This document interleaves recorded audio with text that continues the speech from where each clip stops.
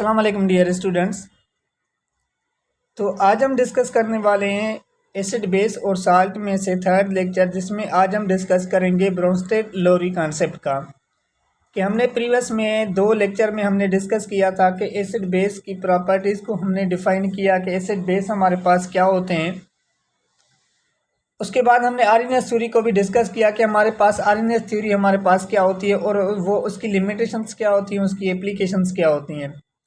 अब जो हमारे पास क्या है कि ब्रोंस्टेड लोरी कॉन्सेप्ट, ये जो हमारे पास कॉन्सेप्ट है वो 1923 में एक दानिश केमिस्ट, दूसरा जो हमारे पास ब्रोंस्टेड है, दूसरा हमारे पास इंग्लिश केमिस्ट जो हमारे पास क्या है कि लोरी।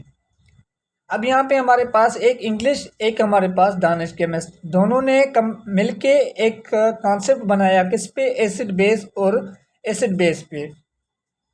अब हम इसको डानिश क्यों कहते हैं? डानिश हम इसको इसलिए कहते हैं क्योंकि ये जो हमारे पास ब्रोंस्टेड था ये बिलोंग करता था कहाँ से? डेनमार्क कंट्री से।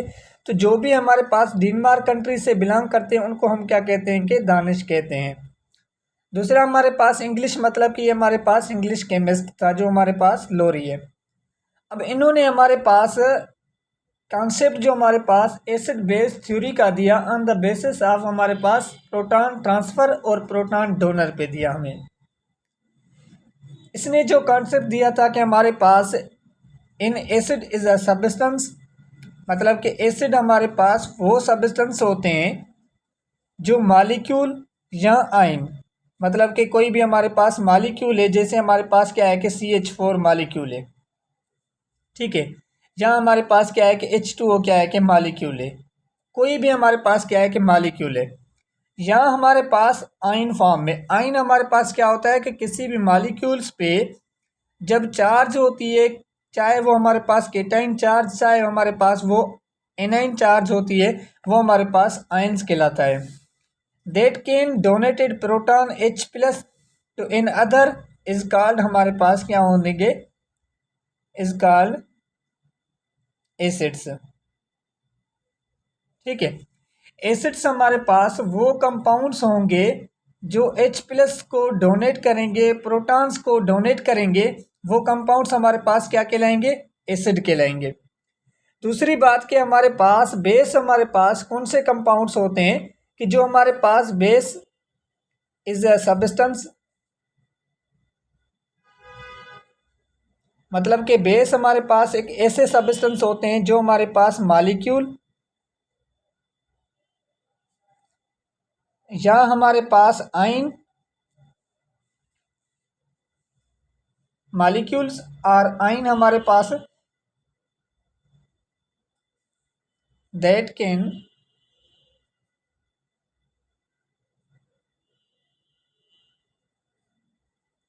एक्सेप्ट प्रोटॉन, ठीक है। जो हमारे पास क्या है कि H प्लस है, कि वो कंपाउंड्स हमारे पास क्या होंगे कि हमारे पास फ्रॉम इन अदर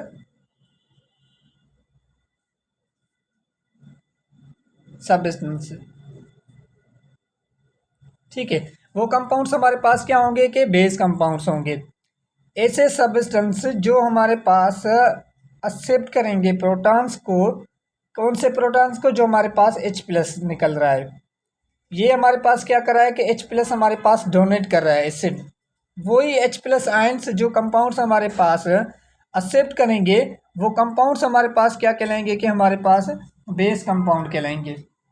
अब इसी कॉन्सेप्ट में हमारे पास एक कॉन्जुगेट वर्ड आता है, जो हमारे पास कॉन्जुगेट एसिड और कॉन्जुगेट हमारे पास बेस बनता है। पहले तो मैं आपको ये बताऊं कि हमारे पास कौन सा कंपाउंड एसिड है, कौन सा कंपाउंड बेस है। मैं यहाँ पे क्या करता हूँ कि एग्जांपल्स देता हूँ एसिड का, कि एसिड हमारे पास फॉर एग्जांपल हमारे पास क्या है कि HCl है। इसका हमने रिएक्शंस करवाया किसके साथ? हमारे पास NH3 के साथ हमने क्या करवाया कि रिएक्शंस करवाया। जैसे ही हमने इसका रिएक्शंस करवाया तो यहाँ पे हमारे पास क्या होगा कि जब हमारे पास HCl रिएक्ट करेगा एज अ एसिड तौर पे हमारे पास अमोनिया के साथ हमारे पास रिएक्ट करेगा, तो अमोनिया हमारे पास क्या है कि एज अ बेस है। रीज़न हमारे पास क्या है कि जैसे ये इसके साथ रिएक्शन करेगा तो यहाँ से हमारे पास ये HCl जो हमारे पास है, क्लोरीन की इलेक्ट्रोनेगेटिव ज़्यादा होती है, तो इस वजह से यहाँ से क्लोरीन हमारे पास क्या होगी कि ब्रेक डाउन होगी। जैसे ही ब्रेक डाउन होगी तो हमारे पास यहाँ पे क्लोरीन हमारे पास नेगेटिव आयंस में फॉर्म में बनेगी। तो जैसे ये हमारे पास नेगेटिव फॉर्म में बनी तो ये हमारे पास क्या है कि अब H+ आयन है, मतलब कि जस्ट हमारे पास प्रोटॉन हाइड्रोजन है। अब ये जो हमारे पास प्रोटॉन हाइड्रोजन है, इस प्रोटॉन हाइड्रोजन को एक इलेक्ट्रॉन्स चाहिए, एक नहीं 2 इलेक्ट्रॉन्स चाहिए, क्योंकि इसका डुप्लेट पूरा करने के लिए 2 इलेक्ट्रॉन्स चाहिए, इसके पास एक भी इलेक्ट्रॉन्स नहीं है। तो यहाँ पे हमारे पास नाइट्रोजन के पास क्या होते हैं कि 2 लोन पेयर इलेक्ट्रॉन्स होते हैं। नाइट्रोजन क्या करता है कि ये दोनों लोन पेयर इस हाइड्रोजन को दे देता है, तो यहाँ से हमारे पास हाइड्रोजन नाइट्रोजन के साथ रिएक्शन करती है, इसके साथ कंबाइन हो जाती है, तो हमारे पास NH4+ में हमारे पास पॉजिटिव बन जाता है। अब जो हमारे पास रिएक्शन हुआ कि नाइट्रोजन जो हमारे पास अमोनिया थी NH3 थी, उन्होंने H+ आयंस को एक्सेप्ट किया, तो हमारे पास ये क्या है कि हमारे पास बेस है, क्योंकि H+ आयंस को क्या कर रही है कि एक्सेप्ट कर रही है। यहाँ से H+ आयंस हमारे पास बाहर निकल रही है, मतलब कि ये डोनेट कर रहा है, तो ये कंपाउंड्स हमारे पास क्या है कि हमारे पास एसिड कंपाउंड है। तो ये कंपाउंड जो अब हमारे पास बना, इनमें से हमारे पास एक कॉन्जुगेट एसिड, एक कॉन्जुगेट हमारे पास बेस बना। तो यही हमारे पास क्या होता है कि एसिड बेस का जो हमारे पास कॉन्सेप्ट होता है अकॉर्डिंग टू द ब्रोंस्टेड हमारे पास इसके हिसाब से। दूसरा हम यहाँ पे एग्जांपल्स लेते हैं कि जो मैंने कहा कि कॉन्जुगेट एसिड और कॉन्जुगेट बेस हमारे पास क्या होते हैं कि जैसे हमने HCl का रिएक्शंस करवाया, किसके साथ, हमने वाटर के साथ रिएक्शंस करवाया। अब वाटर पे हमारे पास क्या है कि लोन पेयर्स इलेक्ट्रॉन्स हैं। जैसे ही हमने इसका रिएक्शंस करवाया तो हमारे पास यहाँ से H+ आयंस निकलेगी, प्लस में हमारे पास क्लोरीन नेगेटिव आयंस निकलेंगे। अब क्लोरीन तो हमारे पास यहाँ पे आ जाएगी क्लोरीन नेगेटिव फॉर्म में, लेकिन जो हमारे पास ये H+ आयंस है, ये वाटर के साथ रिएक्शंस करके यहाँ से हमारे पास क्या बन जाएगा कि हमारे पास H3O पॉजिटिव फॉर्म में बन जाएगा। अब जो हमारे पास ये H3O+ बन गया ना, ये हमारे पास क्या कहलाएगा कि हमारे पास कॉन्जुगेट एसिड, ये हमारे पास कॉन्जुगेट क्या कहलाएगा, बेस कहलाएगा। ठीक है, ये हमारे पास कॉन्जुगेट बेस, और ये कंपाउंड हमारे पास क्या कहलाएगा कि हमारे पास कॉन्जुगेट एसिड कहलाएगा। क्यों कहलाएगा, क्योंकि यहाँ से हमारे पास ये हमारे पास तो एसिड है, क्योंकि H+ आयंस को दे रहा है, और ये H+ आयंस को, अब देखें वाटर हमारे पास क्या होता है कि एम्फोटेरिक होता है, मतलब एसिड भी होता है बेस भी होता है, न्यूट्रल कंपाउंड से। अभी जो यहाँ पे वाटर रिएक्शंस कर रहा है HCl के साथ, वो हमारे पास बेस के तौर पे काम कर रहा है, क्योंकि वो H+ आयंस को एक्सेप्ट कर रहा है। तो ये हमारे पास अभी जो कंपाउंड है वो हमारे पास क्या है कि बेस है, लेकिन हमारे पास लीस्ट बेस आप जिसको कह सकते हैं कि, लेकिन है हमारे पास क्या, बेस कंपाउंड है। अभी आपको समझ में आ गया होगा। दूसरा भी आप एग्जांपल्स यहाँ पे ले सकते हैं कि जैसे हमारे पास क्या होता है कि CH3 हमारे पास COOH, जिसको आप एसिटिक एसिड कहते हैं, इसका आपने रिएक्शंस करवाया किसके साथ, H2O के साथ रिएक्शंस करवाया, तो यहाँ से भी हमारे पास सेम रिएक्शंस होगा। कौन सा, रिवर्सिबल रिएक्शंस होगा, कि यहाँ से H+ आयंस ब्रेक डाउन होगी, H+ आयंस ब्रेक डाउन होगी तो इसके साथ कंबाइन होगी, तो यहाँ से हमारे पास क्या बनेगा, CH3 COO नेगेटिव, प्लस में हमारे पास ये H3O पॉजिटिव। अब ये हमारे पास कॉन्जुगेट, हमारे पास कॉन्जुगेट बेस हो गया, क्योंकि जिस पे भी नेगेटिव चार्ज आए ना वो आपके पास कॉन्जुगेट बेस कहलाएगा, जिस पे भी पॉजिटिव चार्ज आए ना वो कॉन्जुगेट क्या कहलाएगा, एसिड कहलाएगा।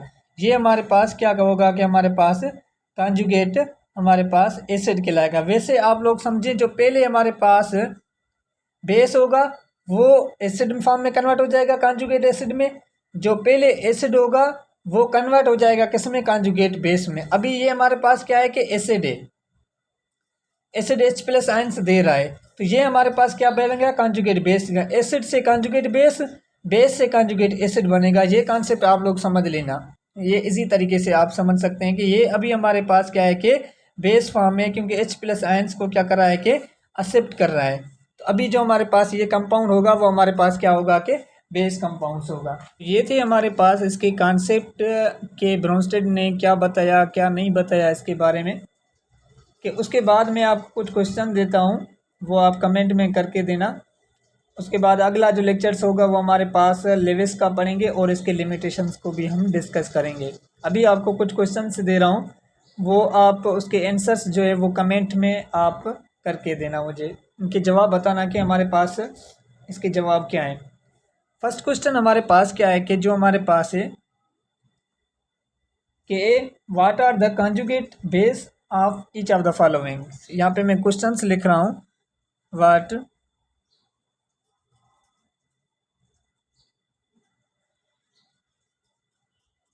Are conjugate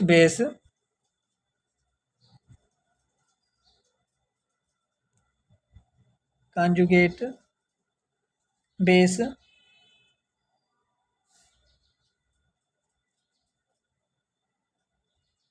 of each of the following।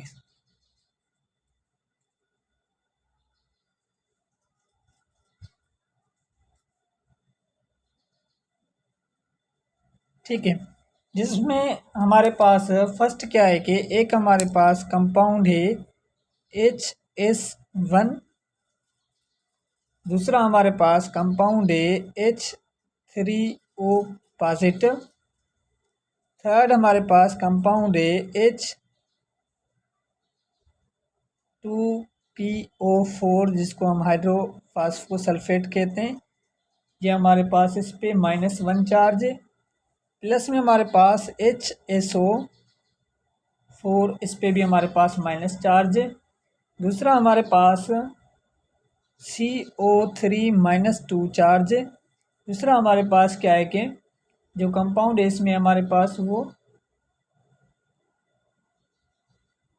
Hydrofluoric acid हमारे पास इसमें कंपाउंड है। दूसरा हमारे पास इसमें CH3COOH। अब ये आपके पास कंपाउंड है। इन कंपाउंड्स को आप नेमिंग देनी है कि इसमें हमारे पास कौन से कॉन्जुगेट बेस हैं।